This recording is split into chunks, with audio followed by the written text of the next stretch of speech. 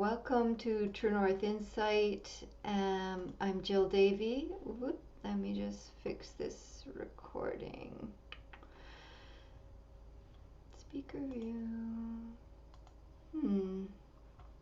One moment. There was somebody showing up on the screen there, so I need to fix that.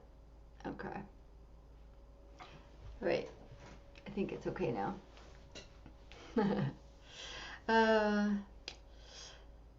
So the topic tonight, the practice, the theme is on hope. And it's not something that's very often talked about in Buddhism or in Dharma. It's pretty rare, actually, and seems odd to me because it's actually a fundamental part of the path, that it's built into the Four Noble Truths. And the Four Noble Truths are what the Buddha awoke to, and that he taught and shared as a way to freedom, to peace, to liberation. I'm just going to mute this one.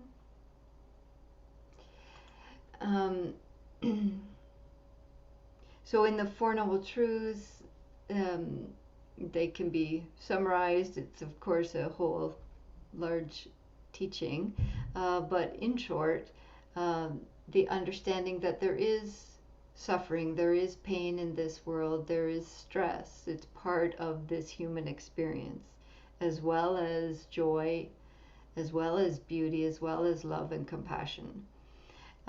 So there is suffering, and the second noble truth that the Buddha realized is that, amazingly, that there is a cause of suffering. There is something that gives rise to suffering, and this is clinging. And because there's a cause, there can also be an ending when we take away that cause. So the third noble truth is that there can be an ending to the suffering of suffering, or the stress of stress, that life will still be painful and unpredictable and out of our control, but how much suffering we add to that is something we can learn to change and affect. So then the fourth noble truth is the way, the path, the undertaking, the practice, the way to live that brings about the ending of suffering.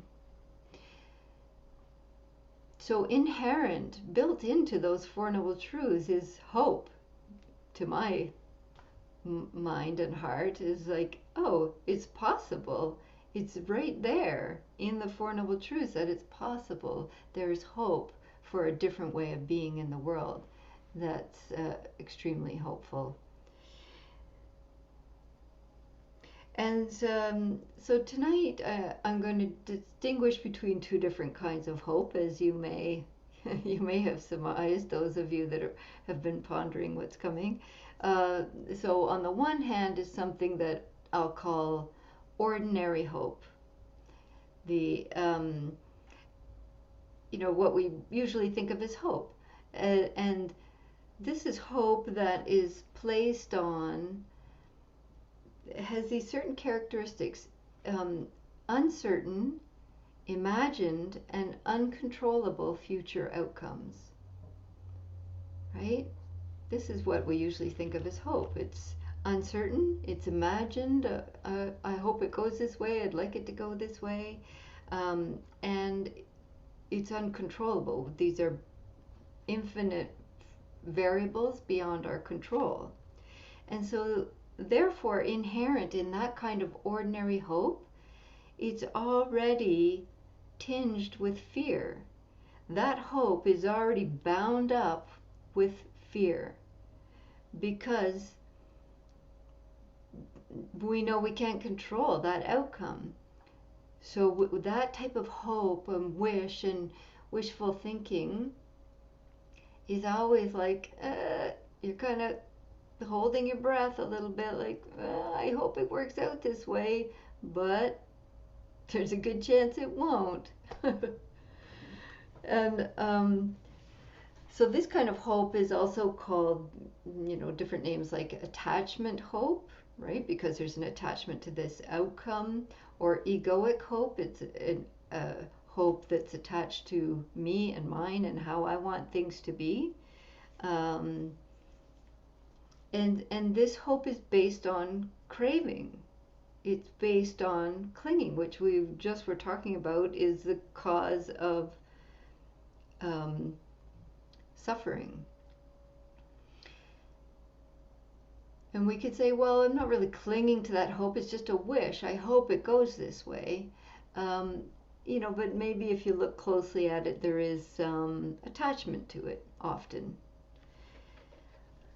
Okay, so this is this what I'm calling ordinary hope, or others also have called it this, and as opposed to another type of hope that I'd like to offer tonight, that I'm calling realistic hope, or sometimes it's called wise hope, as in the Eightfold Path, wise effort, wise intention, wise actions, etc. Another way to refer to this is practical hope. So I'll probably use that one most repeatedly tonight. Practical hope.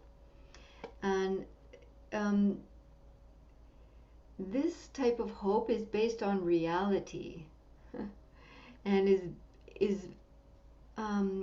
very practical practice.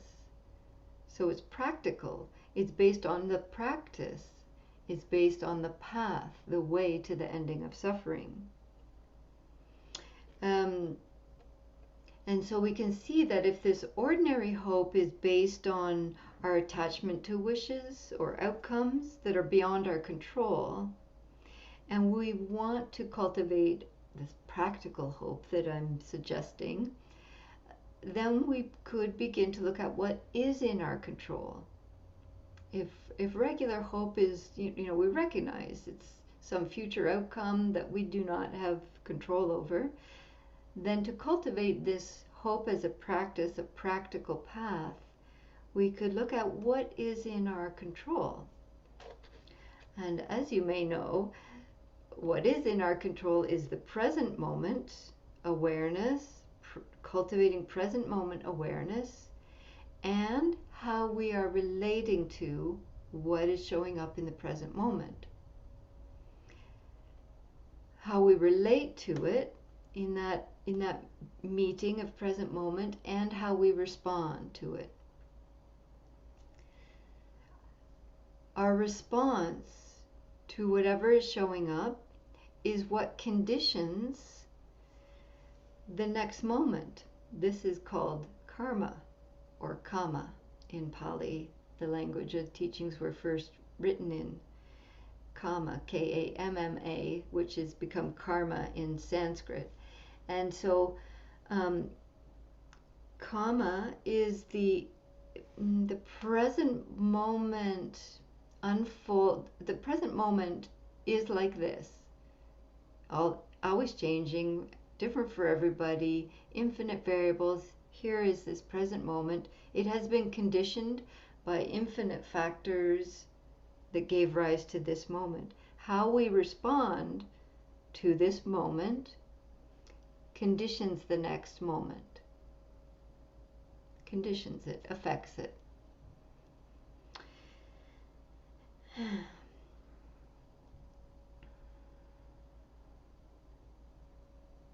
There's another description of this type of practical hope that I'm referring to, that I love this description of it. Hope as an orientation of the heart. That's so lovely.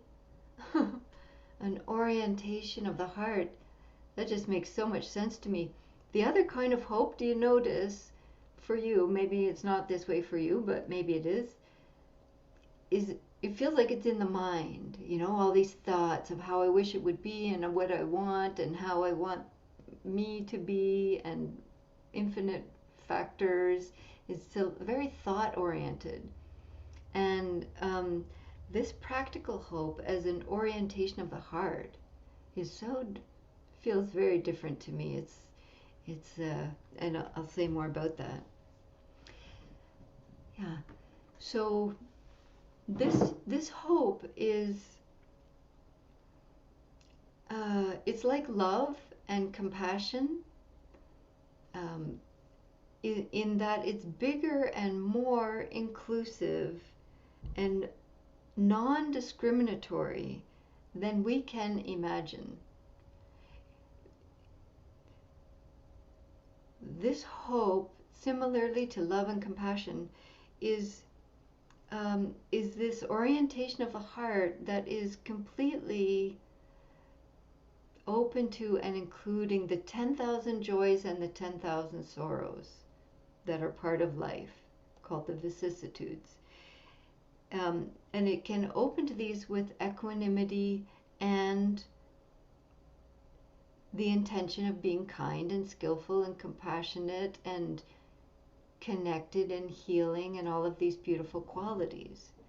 It has that sense of boundlessness to it when we connect to it from the heart.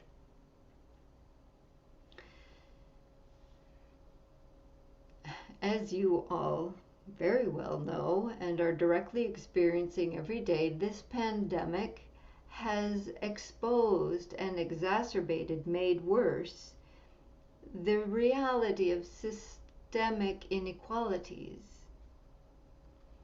And hope in this reality, this direct present moment experience, shows us what is truly needed.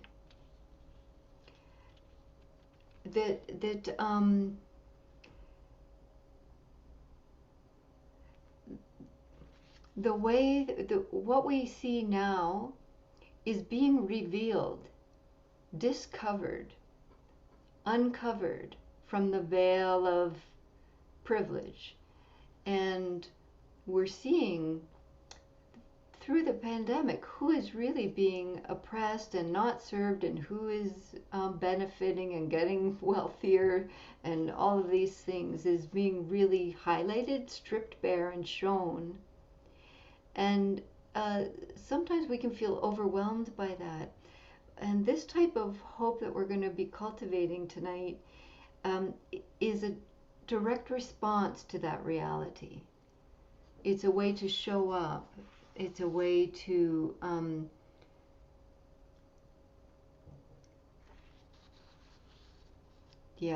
respond. So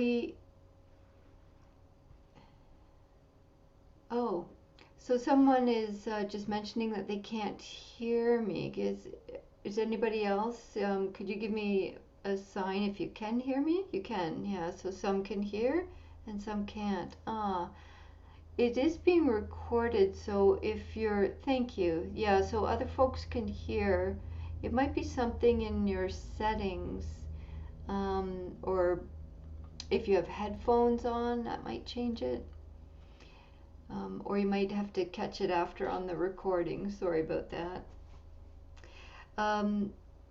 So when we look at nature, we see that nature is change. Right now, when this recording is happening, it's spring, even though there was snow this morning. And we are really in touch with and can really see change, that nature is constantly changing, as are we. And so we want to be part of that change. This is so this practical hope is not based on these wishes to bypass the reality of how things are, but it's this wise hope that sees cruelty, sees separation, and sees that those are the illusion. This is where we've gone wrong, and is stepping in to meet that. So when I was, I'll mention this. There's a Australian Buddhist nun named Aya Yeshe, and she described hope as resilience. That also makes a great deal of sense to me. It's beautiful. She says, Hope as resilience, a long-term commitment to practice and social justice with compassion, equanimity, and watering the seeds of joy and happiness in ourselves. Isn't that lovely? I'll say that again. Aya Yeshi. Hope as resilience. So good. This is not what we usually think of in ordinary hope as resilience. She says it's a long-term commitment to practice and social justice and compassion, equanimity, and watering the seeds of joy and happiness in ourselves.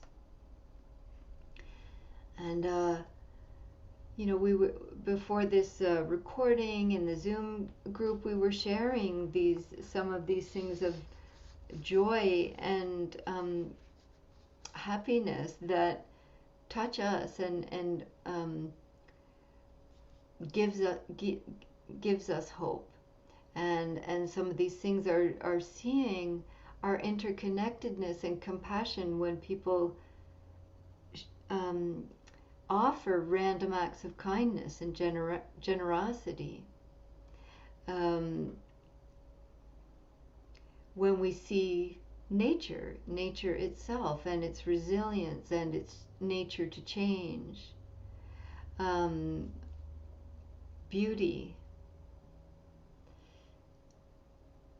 and how that inspires us,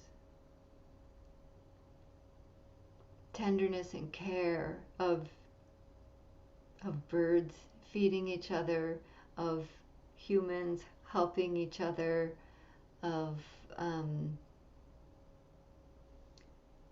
play. So these type of watering these seeds of joy and happiness in ourselves gives us hope and inspires us to continue to respond to the world with compassion and action.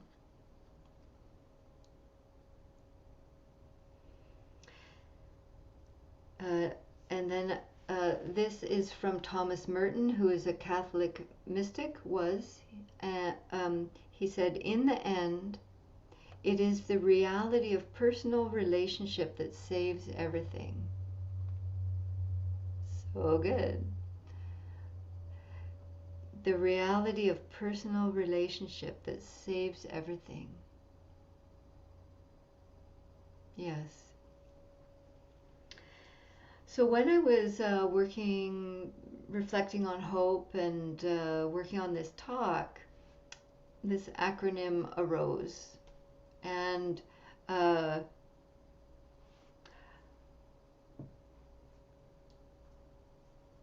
think it's awesome.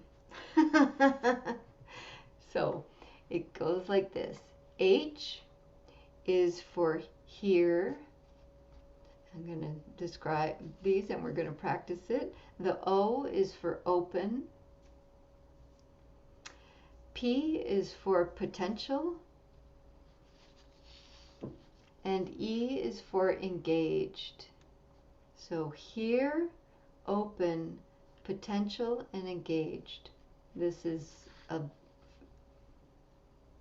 excellent acronym for hope. It's not about wishes, and it's and then I did a little Google search to see other acronyms in the meditation world for hope, and I didn't see any, but I did see, like, what was the one I saw? It was so, oh gosh, I don't know if I wrote it down. It's like, a Google, like a meme thing, and it was kind of like, hold on to potential expectations or something. Like, it was like just all about clinging to expectations. Not so helpful, not so liberating, not so peaceful, and also not possible. So if we use this, the H is for here, like H-E-R-E. Thank you. Good question. Here, now. So the beginning of cultivating this hope practice is, where am I right now? Present moment. Noticing where we are, and the way, because the mind can take us off into future wishes, and we want to be here, which means feel the body where we are, present moment. We'll be practicing this. And then we open to how things are, which includes chihuahuas barking, and it includes,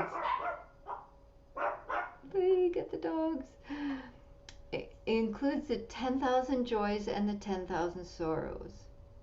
It is like this right now. Pain and suffering, greed, and beauty and joy. Just wait for these dogs to stop barking, sorry. There they go, going out, yes. Yeah, so we open to how things are without bypassing, without preference, without pushing anything away. And then the P is potential. We see that because nature is change and we are part of nature, that the potential is always there. That's also karma. The next moment has not yet arisen. How we meet this moment has an influence.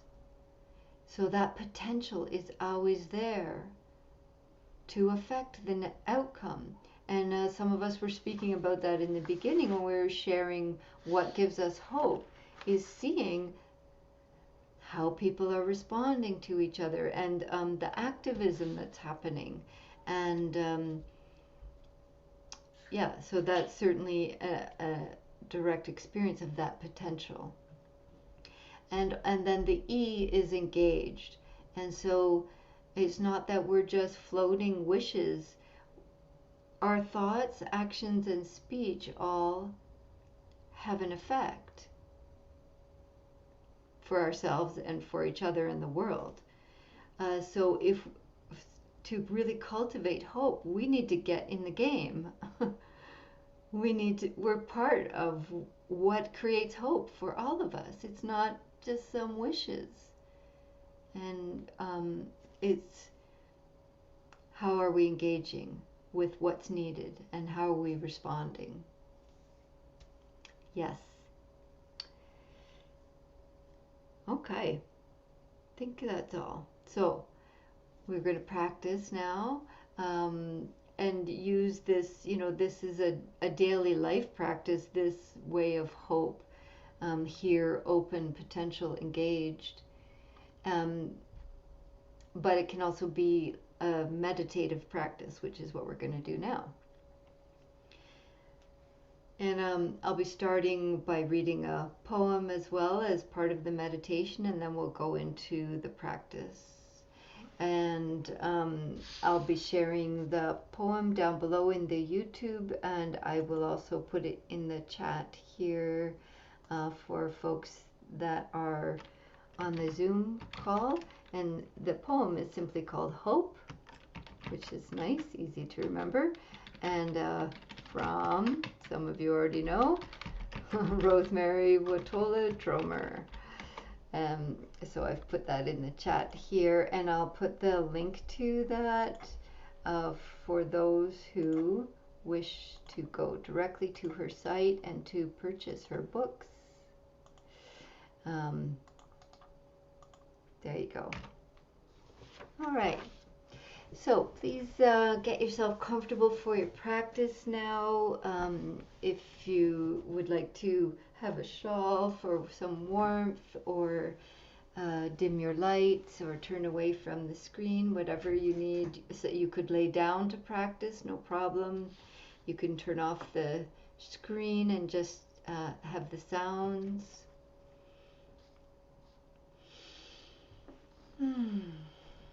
Okay. time.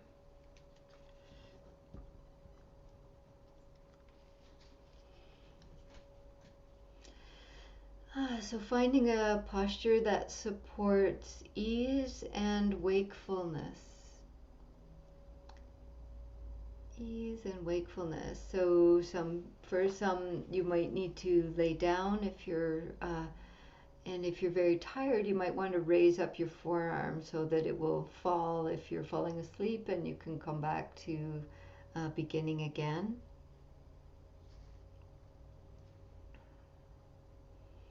You could practice standing if that feels supportive to you, or sitting, or kneeling if you have a meditation bench. And then when you found your posture for your body, see if you can find a supportive posture for your eyes. So for some that might mean eyes closed. Others like to practice with eyes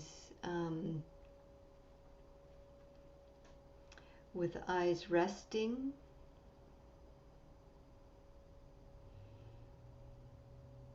And slightly open.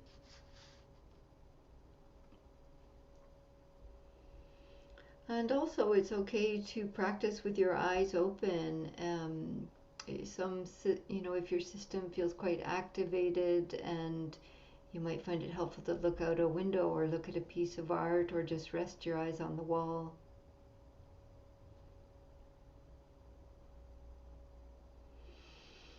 Taking any sighing breaths that you need.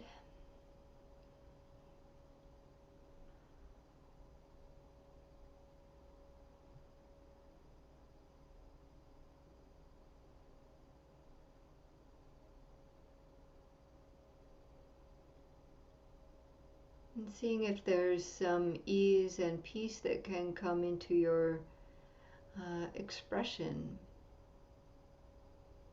Releasing any tension that isn't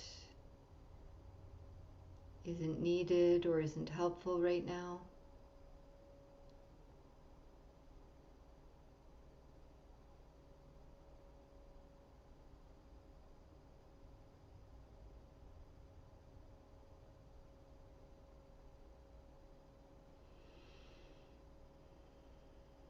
Just taking time here to settle into the body, into this first H of our hope practice of being here. So we're just gently checking in with how we are right now.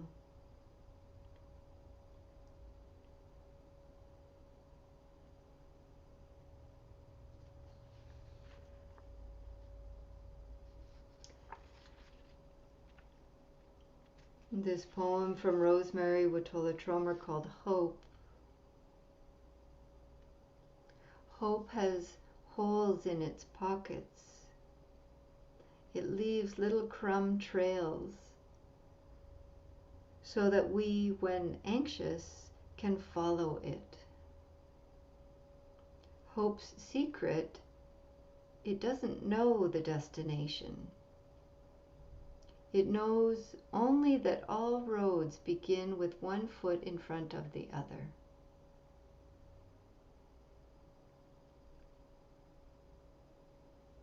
And so with this hope, we're practicing letting go of the destination that we don't know. But we do know that right now we're here. Feel the sensations of pressure, contact, temperature, ground.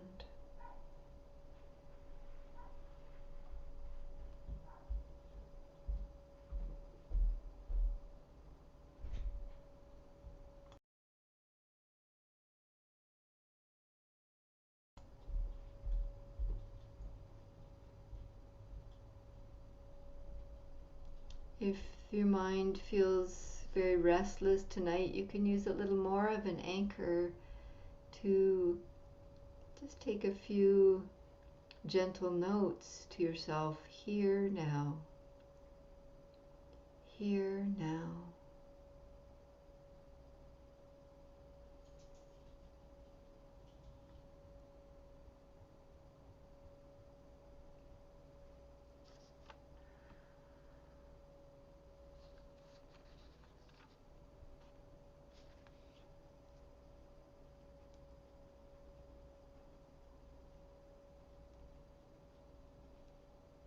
And the mind has its habit of offering other entertainments and thoughts, past and future. When we notice that we're caught in one of those webs, with kindness and gentleness, we just return to here, embodied sensation, present moment.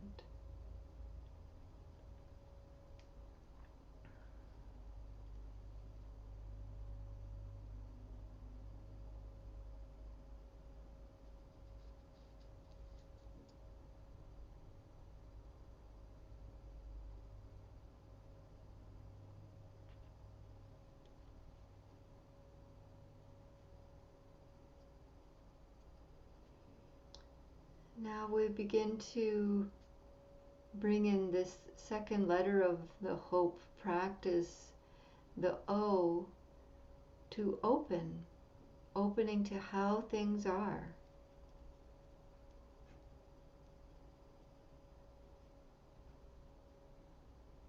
How is the body in this moment?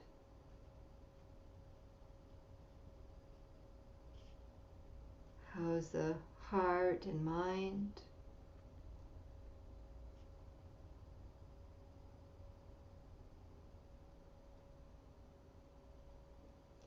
This is the hope that's the orientation of the heart to include kind attention. It's like this. There's joy here, there's heartache here. There's loneliness and grief, and there's beauty. There's resilience and nature. So in these next few moments, minutes of silence, just practicing with these first two aspects of being here and open to how things are for you right now, with kindness and curiosity.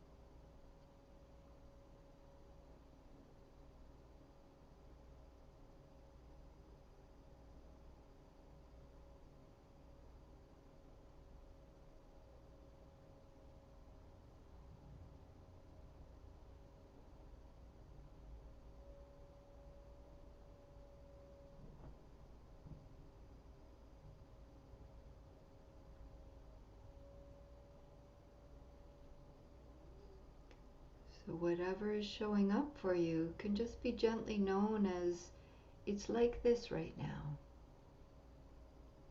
We can see it's conditioned, it's impermanent, it's unreliable. Just this compassionate knowing, it's like this right now.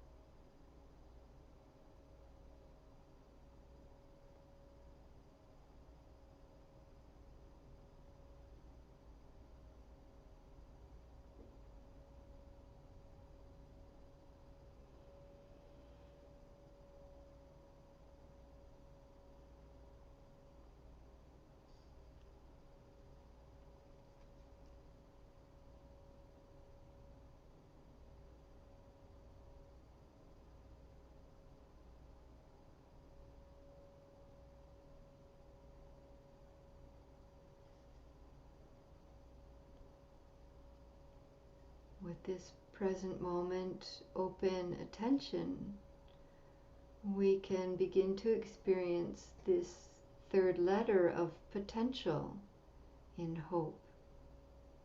Here, open, potential.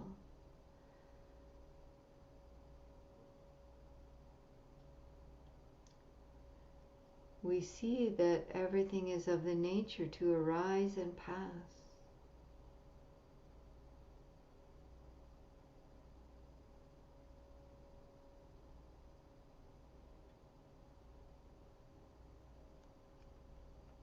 We may be able to directly experience and know that our relationship to how things are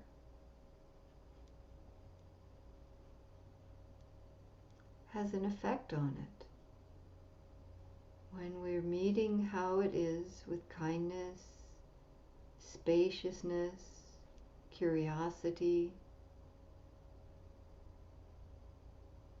we're allowing it to be in its nature, arising and passing.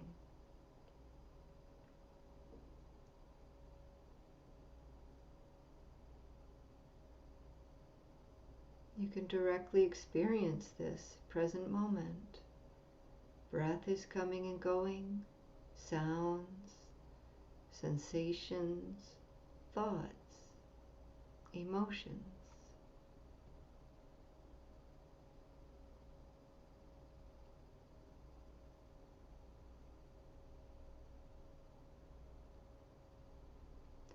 Most of it is beyond our control.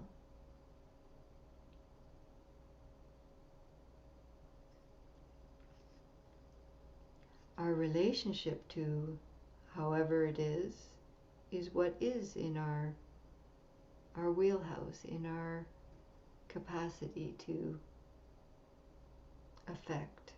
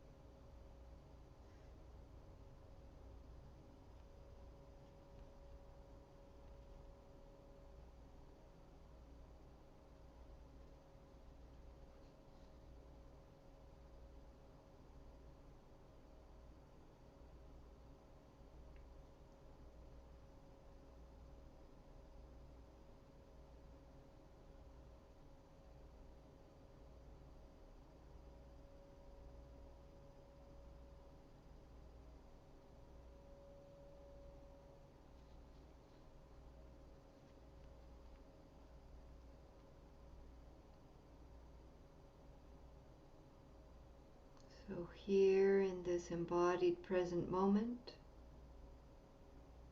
we open to how things are.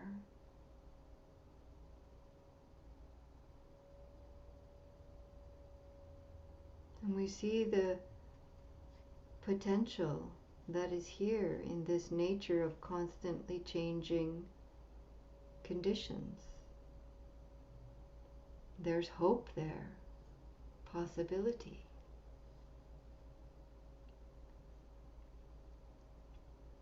And now we bring in this final aspect, the E of hope, engaged.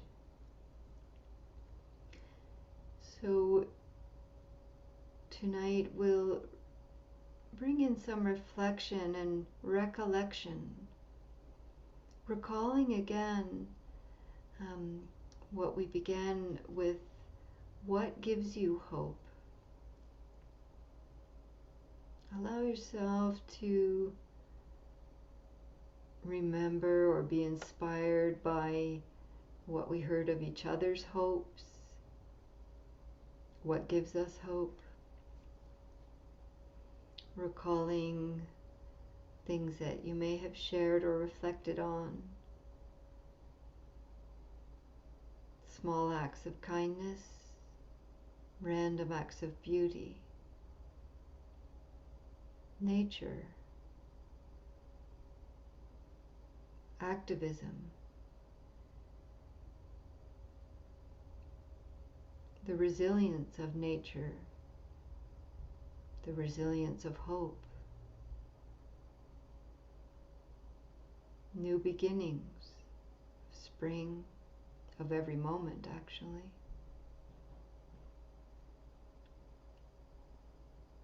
Tenderness and care from each other, nature, beings taking care of each other, and play.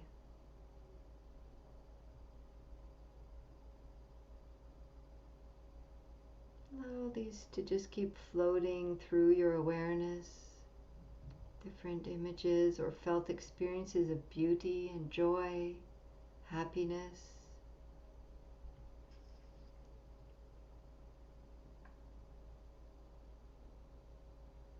It's very important to allow ourselves to feel the felt experience of these things, how they lighten and brighten, uplift us, energize us.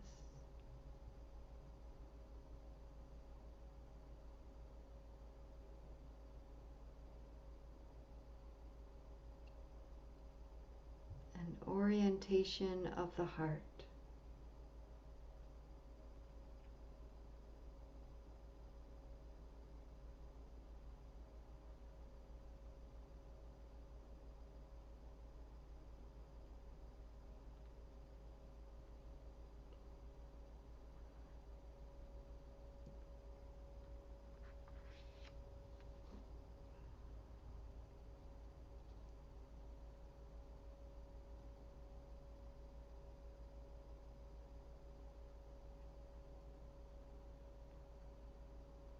In these next few minutes of silence, allow yourself to keep generating this hope, this energy, this felt experience of potential.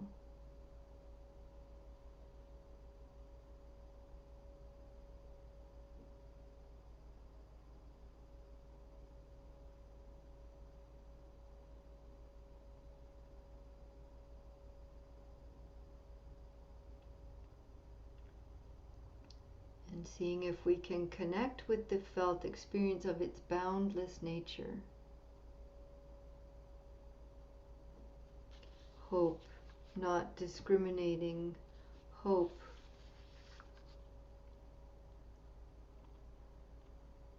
Inclusive.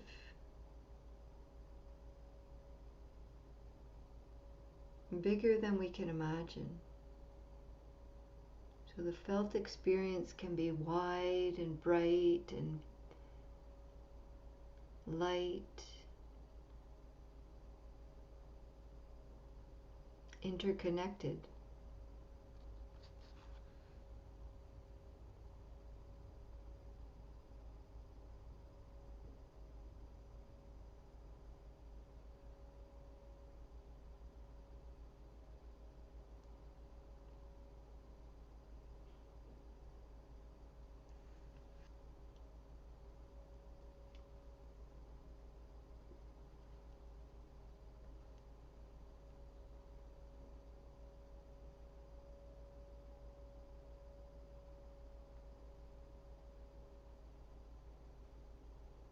We are nature, and we are of the nature to be compassionate, creative, resilient,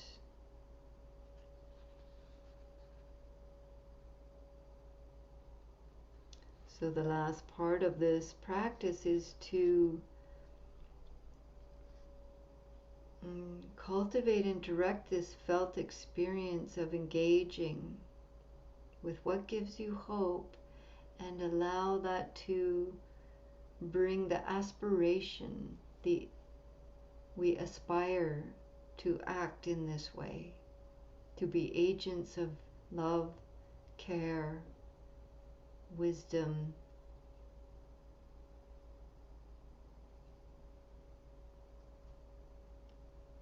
activism.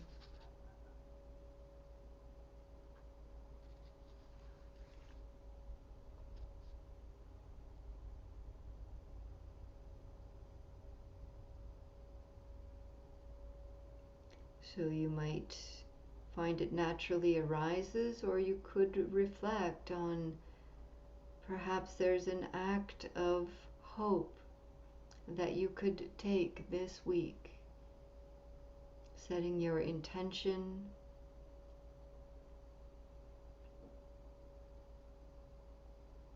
some small act of kindness or beauty or activism, play or tenderness or care. See if you can feel inspired with hope, potential to engage in the world this way.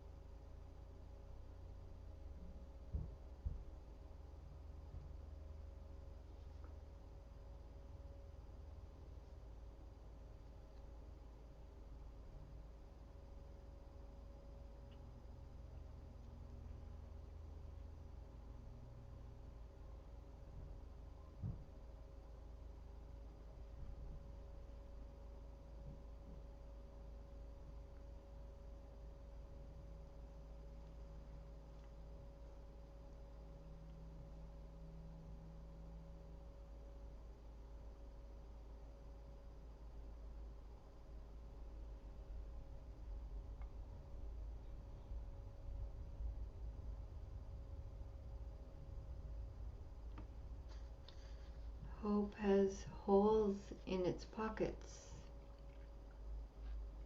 It leaves little crumb trails so that we, when anxious, can follow it. Hope's secret: it doesn't know the destination. It knows only that all roads begin with one foot in front of the other.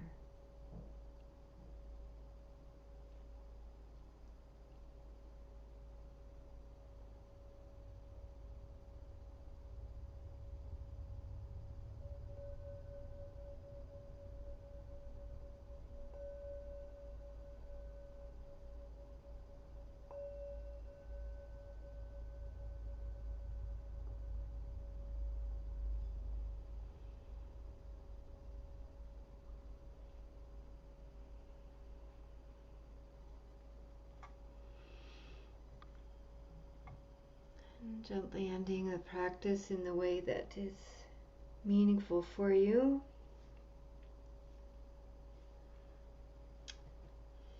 And if you've joined us on the YouTube recording, please check the links below for Rosemary's poem and links to support myself or True North Insight if you're able. Thank you for whatever support you're able to offer, as this is our work these days. Thank you.